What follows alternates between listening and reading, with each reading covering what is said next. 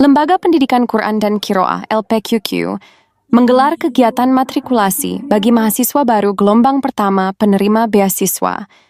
Acara ini berlangsung di Aula Hotel Harper Purwakarta pada Sabtu 1 Februari 2025 dan dihadiri oleh mahasiswa penerima beasiswa, dosen, serta tamu undangan dari berbagai instansi pendidikan.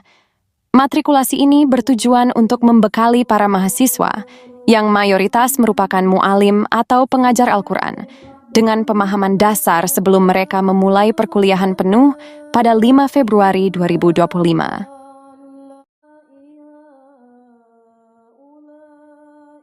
Menurut Suparno, SPD MC MAB, selaku perwakilan dari tim khusus LPQQ menyampaikan bahwa program ini dirancang untuk mendampingi para mu'alim dan mu'alimat dalam meraih kesejahteraan melalui pendidikan tinggi, baik jenjang S1 maupun S2.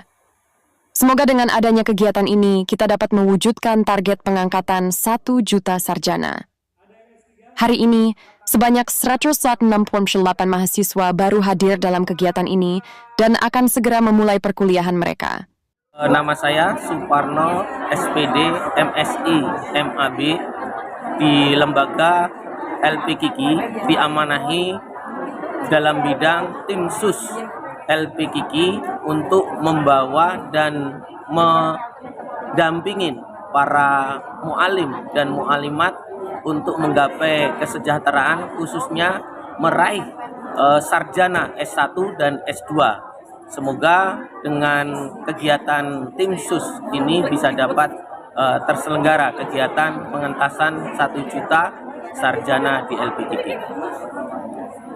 Peserta kegiatan hari ini dihadiri berapa peserta, Pak? Alhamdulillah, hari ini pelaksanaan matrikulasi pada tanggal 1 Februari tahun 2025. Peserta yang hadir adalah sebanyak 168. Dan hari ini alhamdulillah telah berkumpul di Aula Hotel Harper di Purwakarta. Untuk kegiatan ini pelaksanaan untuk mahasiswa sendiri hari apa, tanggal berapa, Pak? Untuk kegiatan perkuliahan insya Allah akan kita mulai per tanggal 5 Februari tahun 2025, Pak. Salah satu pemateri dalam acara tersebut, Mr. Kim, menekankan pentingnya persiapan akademik dan mental bagi mahasiswa baru. Matrikulasi ini adalah langkah awal bagi mahasiswa dalam menyesuaikan diri dengan lingkungan akademik. Kami ingin memastikan bahwa setiap peserta siap secara intelektual dan memiliki motivasi kuat dalam menempuh pendidikan. Ia juga mengajak para mahasiswa untuk memanfaatkan kesempatan ini dengan maksimal. Beasiswa LPQQ adalah peluang besar. Mahasiswa harus berkomitmen untuk belajar dengan tekun dan mengembangkan diri, sehingga dapat menjadi lulusan yang berkontribusi bagi masyarakat.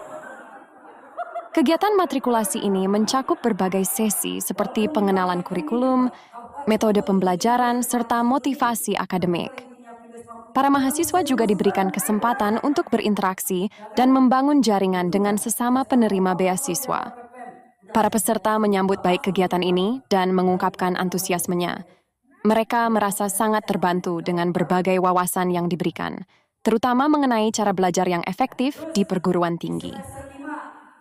Kegiatan ini menjadi langkah awal yang penting bagi para mahasiswa penerima beasiswa LPQQ dalam meraih masa depan yang lebih cerah.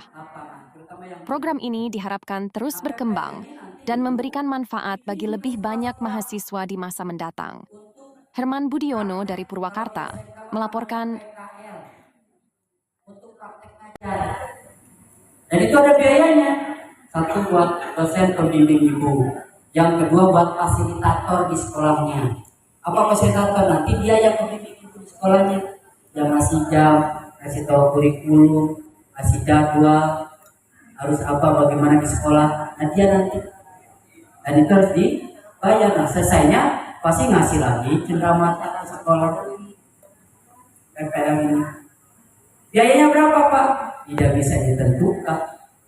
Siapin aja, tadi KPPM 50 juta, siapin aja sekitar 300 juta. Walaupun kapakena tahun ini rata-rata 250. Dan boleh PPL itu di sekolah ibu yang aja. Atau ibu punya sekolah boleh. Mahasiswa anak ibu, fasilitator anak ibu, kasih cenderamata anak. Kata murah. Kalau perlu dosen lagi ibu, kan penting mesti berita lapor dengan PPL itu boleh. Ini udah, ibu udah dapat tanda tangan pas kelas, sudah. Itu tanda tangan ibu, kan saya pas sekolah. Ibu masih taktanya udah apa ini tanda tangan ibu, saya yang makan sekolah saya, terus saya dapat. Itu ada biaya. Siapin aja tadi berapa Pak? 300 juta.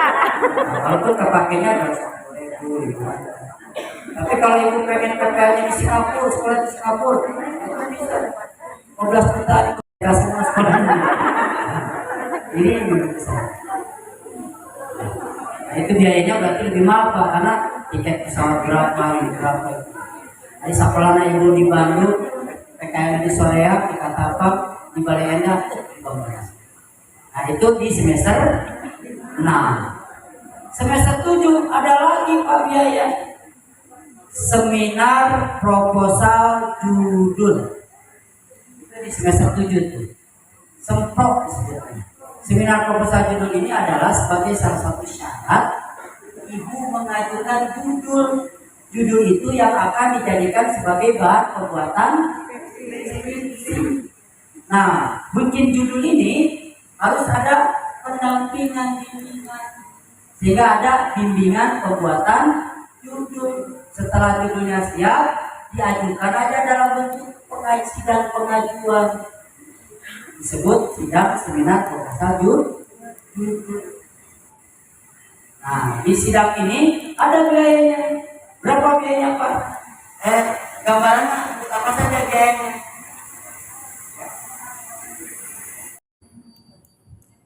Karena ibu didampingi karena judul itu bukan kalimat.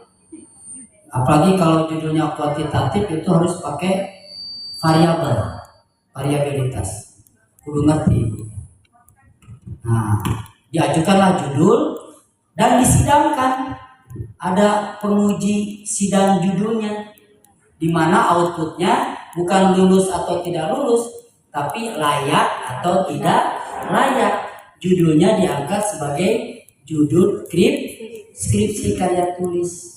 Disidangkan biasa ibu. Ada jaksa penuntut, ada pengacara, ada hakim. Itu banyak ibu siap aja di karya.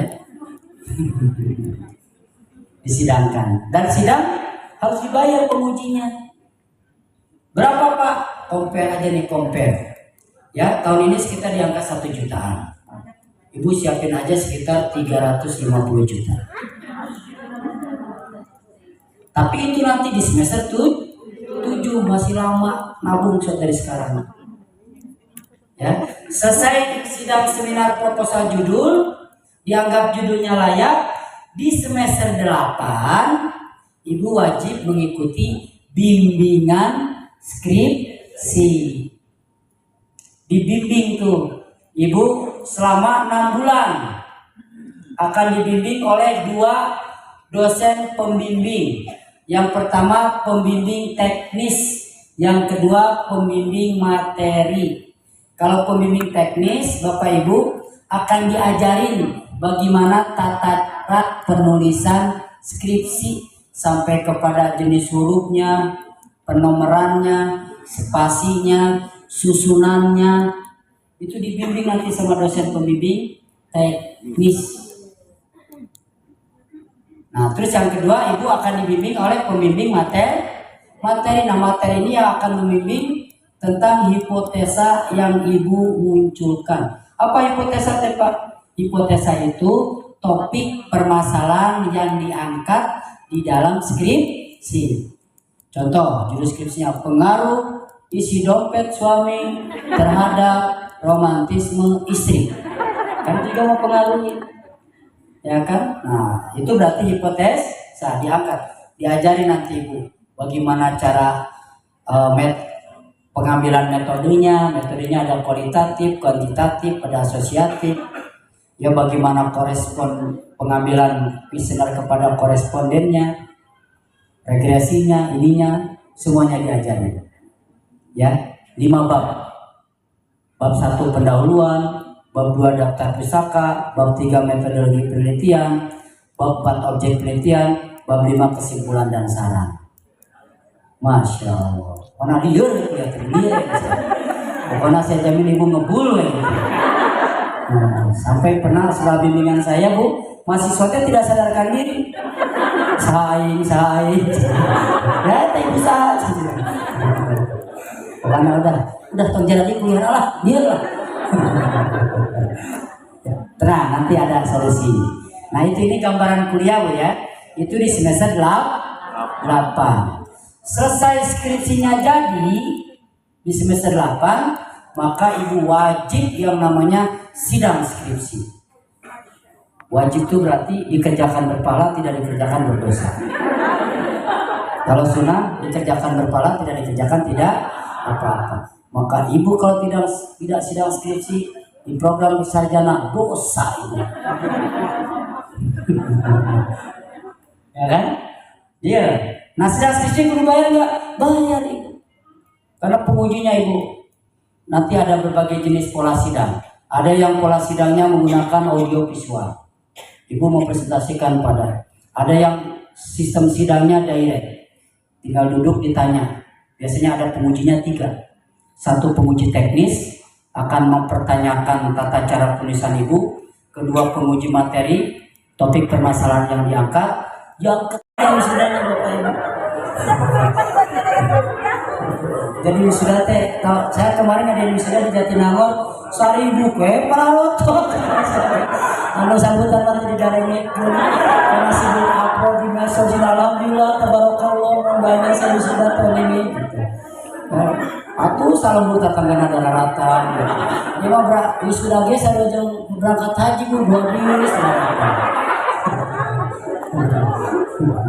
Terus pas pulang ke kampungnya langsung kepala desa ngasihin karangan bunga, disambut kurbana, sarjana gitu ya. Masya Allah. Saking bang, kata Ali bin Abi Thalib gitu katanya Pak. Ketika orang mulai berilmu, tahap pertama dia akan bangga atau sombong dulu. Tahap pertama itu. Nanti tahap kedua dia akan ambigu bingung. Tahap ketiga baru dia tawadu. Ternyata semakin tinggi ilmu seseorang, semakin dia merasa tidak ada apa-apanya. Di awal kita sombong dulu nih. Borong-borong sarjana. Karena mulai kuliah dia sobat upload, sombong. Kamu tentu lulus ya tadi. Belum tentu selesai. Tinggal daftar besok maut. Jangan dulu upload yakin. Karena nanti di Yasin gelarnya tenang dipakai heula. Aku karek daftar, kage calon daftarna. Jangan ada bukti. Ya, jangan dulu lah. Santai tenang. Jadi ya, Bapak Ibu ya. Nah, itu gambarannya. Yang saya harus buka. Kenapa? Karena yang memang di open nih beasiswa ini. Selanjutnya itu beasiswa S1. Prodinya sesuai dengan formulir di situ.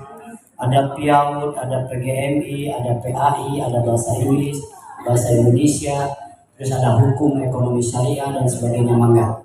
Silakan nanti insya Allah di tanggal 5 Biserki mengadakan matrikulasi dosen, ngasih bimtek, bimbingan teknis ke dosen, sehingga di minggu depannya sudah mulai kuliah. Ya. Seperti itu gambaran beasiswa S1. Nah, saat ini Bapak Ibu sengaja didaftarkannya beasiswa yayasan dulu. Nah, nanti selesai matrikulasi akan dikasih beasiswa sertifikat aslinya. Sertifikat aslinya yang kita akan berikan ke koordinator-koordinator yang sudah ditandatangani oleh Pak Dr. Cecep tadi, yang sudah distempel, dan itu beasiswa dipegang sama ibu sampai tuntas kuliah. Kenapa? Ketika ada pembiayaan yang di luar skema dan sebagainya, tunjukkan beasiswa. Kalau di luar skema beasiswa itu maka harus musyawarah. Kalau ibu setuju ya mangga sekarang. Kalau enggak ya udah jangan. Terus kalau dipinta tiba-tiba di pertengahan jalan, tiba-tiba ada uang, Bu harus bayar semesteran, harus bayar ini, tunjukkan beasiswa. Enggak, ini di beasiswanya saya tercantum bebas SPP semester 1 sampai semester 8. Saya nggak mau bayar. Itu karena saya bekerja dengan kelas mitra pun dimanapun, organisasi manapun, kalau mau pakai bawa beasiswa, tidak boleh ada pungutan di luar skema beasiswa. Jangan sampai masyarakat terjebak. Oh, kok beasiswa, tapi duit. Gak jelas ya, atau 20 juta habis, 20 juta habis. Ya, maka ibu silakan komplain ke saya, Pak. Nah, itu. Nah, beasiswa ini hanya berlaku untuk 2 program saja. 1 program reguler, 2 program P2K. Kalau program reguler kuliahnya 4 tahun. Kalau yang P2K kuliahnya 2 tahun. Nah, kenapa? Karena beasiswa ini harus teridentifikasi dari semester 1 sampai semester 8. Jadi yang konversi, Pak saya pernah kuliah di Anu pengen lanjutin di Bapak, nggak bisa. Itu bayar. Jadi tidak masuk beasiswa. RPL, saya tegaskan RPL berbayar. Kenapa? Karena RPL langsung semester 7. RPL itu langsung semester 7 Bapak. Pekerjaan. Nah, RPL itu apa sih Pak? RPL itu rekognisi pembelajaran lampau. Di mana syaratnya yang pertama, Bapak Ibu sudah bekerja di bidangnya minimal 5 tahun. Ya contoh, Bapak kerja jadi guru, Ibu jadi guru PIAU sudah 5 tahun. Di mana Ibu mengajukan Kemiskin dimediasi kepada perusahaan, nanti sama perusahaan Ibu dipersilakan untuk Bapak Ibu untuk melakukan penelitian di perusahaan, mau manajerialnya mau teknikalnya, ya nanti setelah itu baru Ibu dari penelitian itu menghasilkan sesuatu yang bermanfaat buat perusahaan, entah itu efektif, efisien dan sebagainya.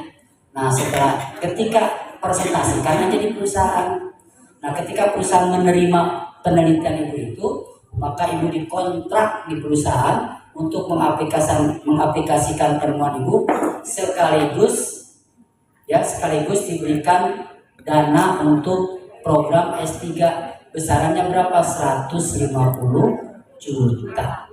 Nah itu dilakukan oleh Gudang Garam, Jarum, Sampurna, dan beberapa perusahaan yang membuka program itu. Nah itu dimediasi nanti sama Miskin ke perusahaannya. Tinggal Ibu penelitian aja. Nah itu gambarannya Bu ya. Karena waktunya sudah mau habis. Selanjutnya itu yang bisa disampaikan. Nah terakhir dari Miskin, mulai kuliahnya di tanggal kuliahnya pokoknya disepakati ada 2 konsep. Satu konsep online, yang kedua konsep offline. Jadi kalau yang disajikan 6 mata kuliah, contoh 3 mata kuliahnya dari kampus pusat. Jadi Ibu dengan kampus pusat itu online. Harinya hari biasa. Nah saya buatkan harinya Rabu, Kamis, Jumat. Rabu, Kamis, Jumat kuliahnya dengan kampus pusat dengan sistem online. Mulainya jam 7 malam sampai dengan jam 9.30 malam ya. Ya. Sampai jam berapa? Kan wayang kita. Kamis malam Jumat Ibu kasih dulu pengertian ke suami. Kuliah. Demi masa depan. Ini dong, tulisan lo. Ya, sebentar, tenang. Terkondisikan. Ya, jadi kuliahnya Rabu, Kamis, itu yang lain. Yang mata kuliahnya langsung sama dosen pusat. Nah, 3 mata kuliahnya baru offline. Nah, offline-nya setiap Sabtu dari jam 8 sampai dengan jam 9.30 mata kuliah 1. Nanti jam 9.30 sampai dengan jam 11 mata kuliah 2. Istirahat dulu, sholat zuhur dan sebagainya. Nanti mulai lagi jam 1 sampai dengan jam setengah 2. Jadi kuliahnya setiap saat dengan jam setengah 3. Jadi kuliahnya begitu saja. Jadi untuk kelas mitra FPKIK dimanapun kuliahnya setiap Sabtu saja dari jam 8 sampai dengan jam 2. Ya, sisanya di rumah aja udah. Bukan tadi kalau tadi bilang yang penting punya handphone, salah. Yang penting punya kuota. Percuma ya handphone kuotanya tidak ada ya. Nah itu, dan insya Allah nanti kami akan mengadakan rapat di tanggal 5 Februari besok. Semua dosen, semua pengelola akan dipanggil oleh Misekim. Kita bimtek seharian. Nah selesai bimtek, maka si pengelola akan menginformasikan agenda mata kuliah, jadwal dan sebagainya. Bismillahirrahmanirrahim. Di bulan Februari ini kita sudah mulai kuliah sambil nanti proses PDDT-nya diproses. Ya itu saja dari Mr. Misekim. Semoga Allah memudahkan, melancarkan, melapangkan rezeki kita, membahagiakan hati kita, ya, serta melimpahkan keberkahan untuk kita semua. Wallahu muwaffiq ila aqwamit thoriq, bila taufiq wal hidayah. Wassalamualaikum warahmatullahi wabarakatuh.